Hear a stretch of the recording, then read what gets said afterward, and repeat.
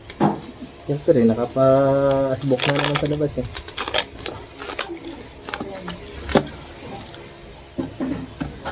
Ating battery. Sasakay na natin siya sa kanyang case. Ay, sigo-sigo lang pala to. Sigo-sigo. Okay. Aba. Aba. Ano nga, buti wala dito si mama. Kanina pa ako kinakantsawan nun eh. Di daw asya eh. Mukhang... Ay, dapat pantay.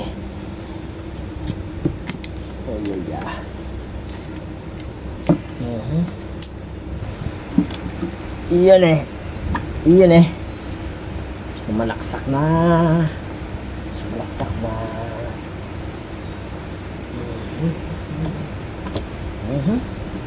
Ayun. Okay.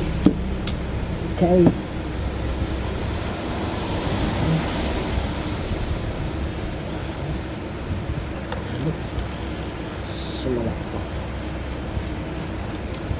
Ganyan talaga sa una. Sige.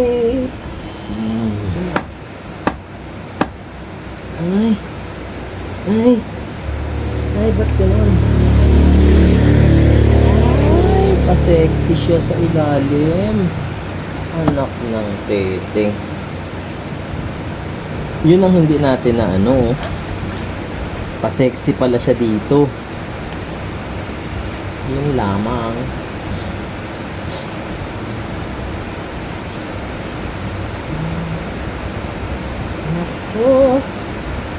Nako.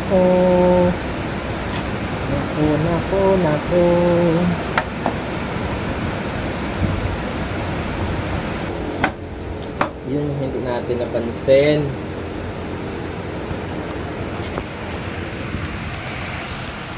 Ito siya oh. Ayan oh, ang unti ng pagkakalubog. Kasi hindi na siya papasok. Hanggang dito lang siya sa bewang. May bewang kasi. Eh, ang compute ko hanggang ilalim.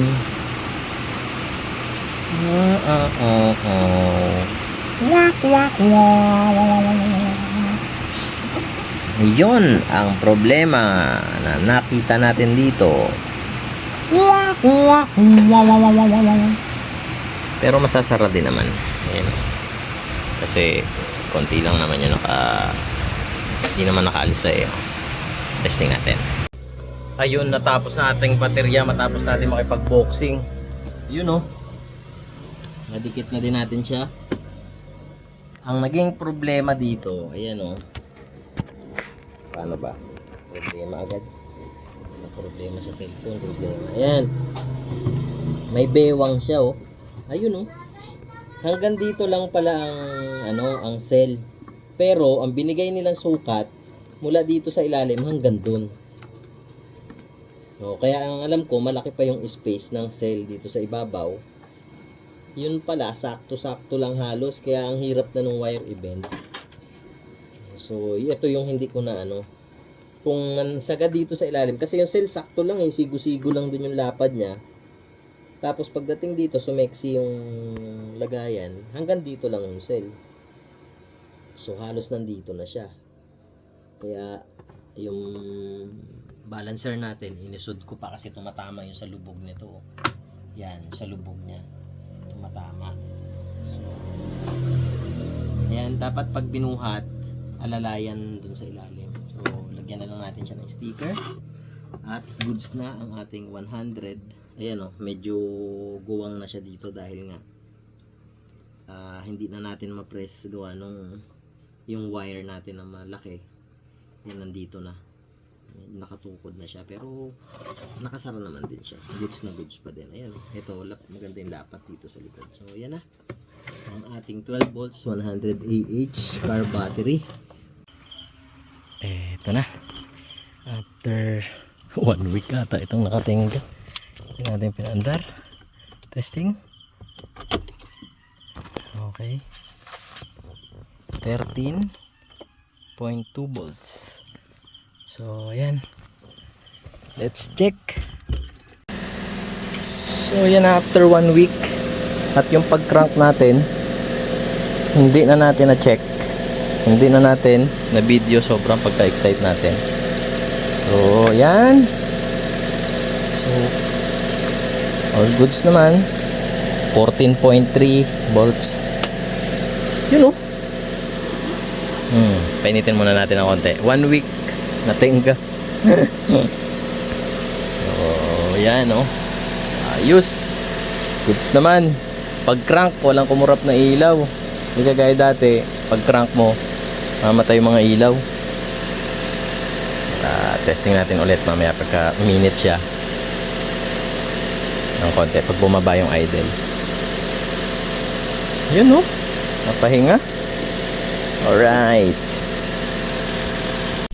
So, yan. 12:04. Mali na rin yung oras. So, 14.4, oh. Yun, oh. So, testing natin ulit sa pang-crank. Okay. Let's go. So, yan. Kanina hindi ko na-record eh. Tapos AI. Start. Yun, oh. Walang kakurap-kurap.